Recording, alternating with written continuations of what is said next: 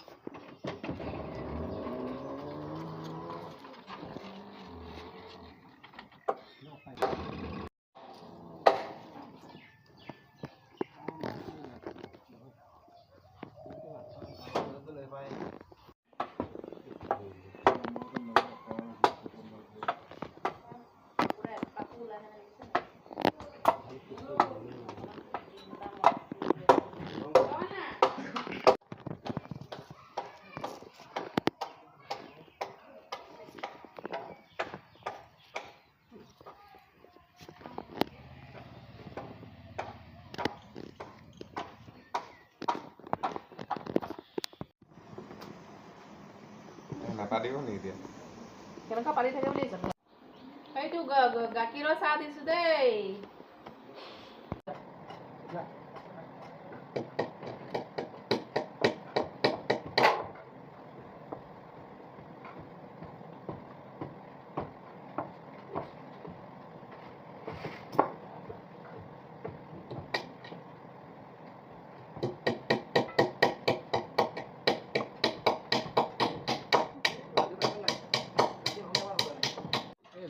লৈ যা এই ল এই ৰ